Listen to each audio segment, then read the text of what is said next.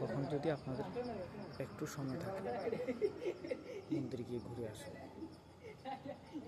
দেহা মন দুইটাই পবিত্র হয়ে যাবে।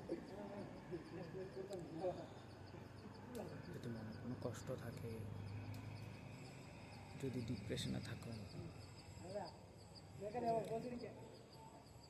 সময় করে একবার যেখানে যে মন্দির থাকে ওখানে গিয়ে বসে আসুন, ঘুরে আসুন, ঠাকুর দর্শন করুন, একটু প্রসাদ খেয়ে আসুন, ভালো লাগবে আপনাদের। সত্যি বলতে কি আমিও অনেক ব্যস্ত ছিলাম কাজের মাঝে, অনেক কাজ, 9 to 5 জব। আমিও ডিপ্রেশনে ছিলাম এক সময়, 1-2 মাস আগে, জানি না তো কারণটা বলা যাবে না, কিন্তু ডিপ্রেশনে ছিলাম।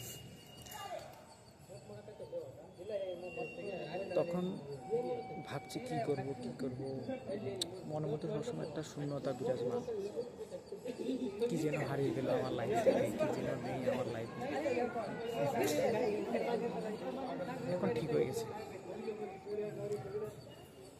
এত তাড়াতাড়ি রিকভারি হওয়ার মেন কারণটা হলো এই যে দেখতে পাচ্ছেন আমার ভগবান রাধা কৃষ্ণ,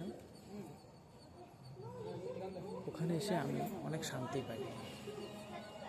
তাই সপ্তাহে যেদিন ছুটি রাখে ওই দিন একবার আমি অবশ্যই আসি, একটু বসি, নাম কীর্তন শুনি, নিজেকে একটু সময় দিই। নিজেকে একটু সময় দেওয়া দরকার, তো দরকার না, একটু সময় দেওয়া দরকার। তো যখন থেকে আমি ইসকনের সাথে যুক্ত হলাম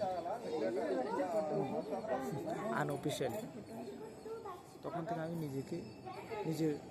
নিজের মধ্যে একটা পরিবর্তন করি। এখন আমার মনে অনেক শান্তি, ডিপ্রেশনও নেই, কোনো কিছু হারানোর ভয় নেই। কারণ ভগবান বলেছে যেটা তোমার সেটা তোমারই, আজ না তো পরে এটা আসবে।